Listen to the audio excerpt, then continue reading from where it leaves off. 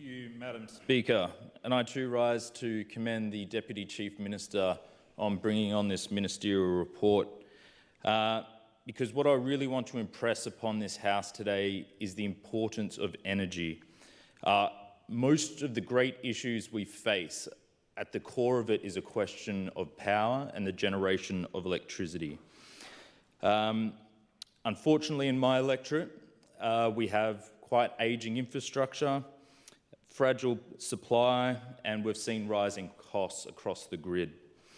This means in Drysdale we do regularly see blackouts, there's potential load shedding and maintenance failures that people in the electorate have to endure. That means home businesses like Melissa's, who has an award-winning business in Driver. She works from home, and when there's a blackout in Driver, it means essentially she can't work, she can't meet her time frames, and it impacts her business. We have a lot of people who are at home throughout the day, and so these blackouts do cause big issues across the community. Everything relies on reliable power.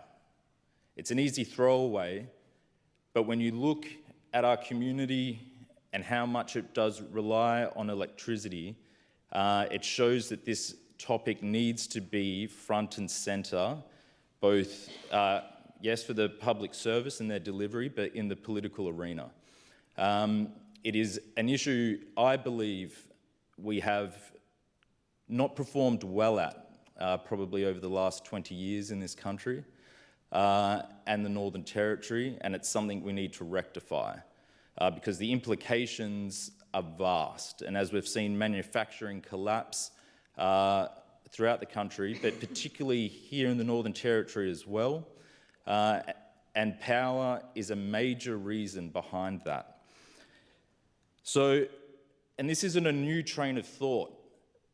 So, and I'll just slip this in it'll be very brief, Madam Speaker, but since learning my peer, the opposition leader, is also a lover of Greek mythology, there's just a quick little story in there about the importance of power.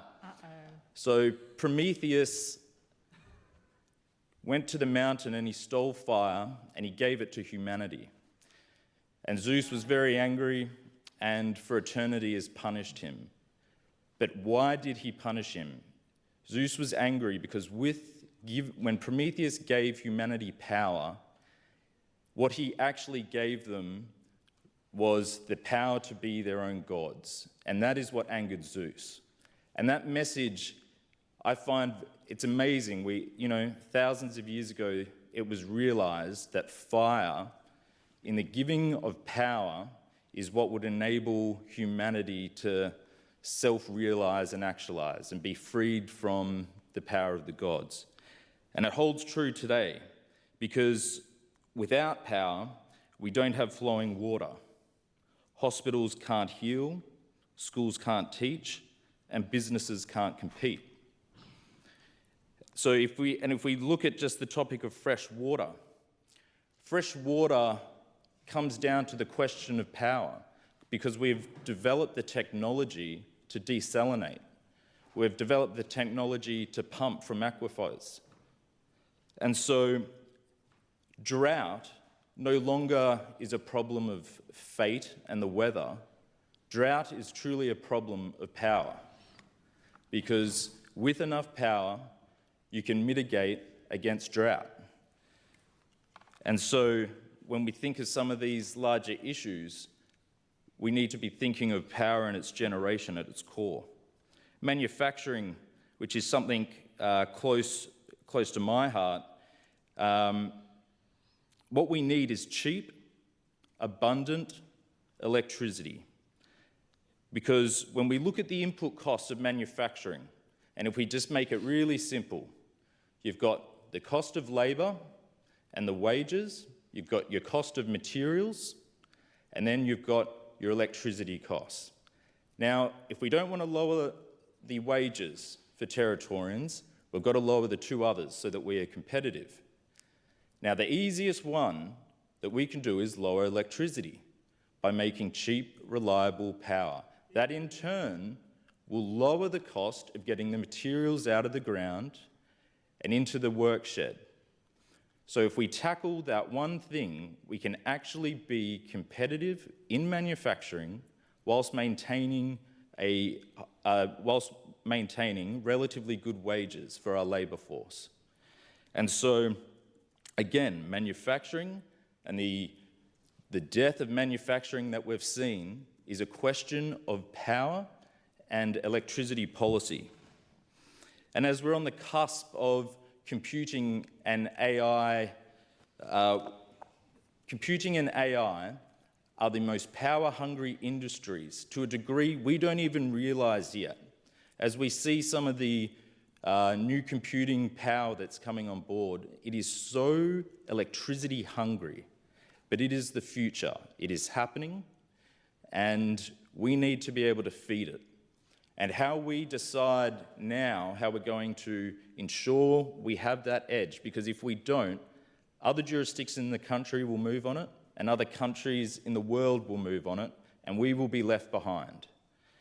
So we need to ensure that we can maximise this century's greatest leap, which will be computing and AI, that we are on the forefront with cheap, reliable energy.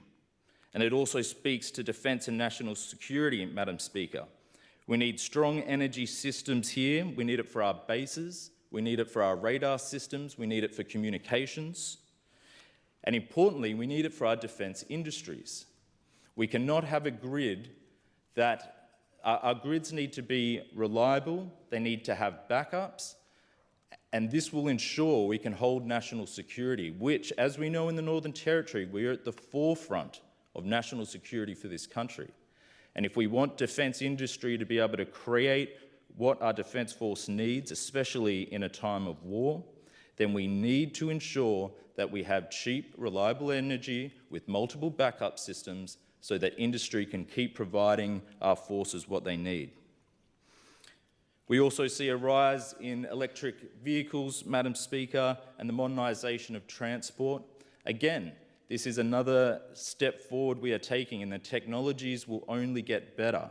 And so with that, the everyday person's energy demand is only going to skyrocket. When you compound all these things on top of each other, the fact is every Territorian is going to need far more electricity, and that's just going to happen year on year. And so our policy needs to target that, and we need to feed it, and we need to make sure we can do it so that we are best positioned to maximise our gains this century. We have humongous opportunity. We are so blessed in the Northern Territory with the opportunity we have. Between gas and solar, we have the ability to produce huge amounts of electricity, and we can deliver that cheap, reliable energy that Territorians need in every single aspect of their lives. And if you don't think energy is important, you just have to look around your home, look around your workplace. Every single part of your life needs energy, and if we get it cheaper energy that is reliable, we will see a growth in our individual wealth. It will happen. If we can get that cost down, you will see our economic wealth rise. And so we have, Madam Speaker, a huge opportunity that lies ahead of us. It is something our government is extremely aware of. We understand not only the community's need, but the economic need that energy will deliver, and that's why I commend the Deputy Chief Minister in raising this today, because he's drawn a line in the sand. He said, he's saying on record the situation we've inherited, and he's taking the bull by the horns, and he's going to ensure that the Northern Territory and its people are best placed to maximise for all our workers, our manufacturers, our hospitals, our schools, and all our computer and industries we don't even have yet. And through energy, we will create and have the potential to create new industries that we don't even have workers yet in, but they will provide that economic benefit into the future. Thank you. Hear, hear.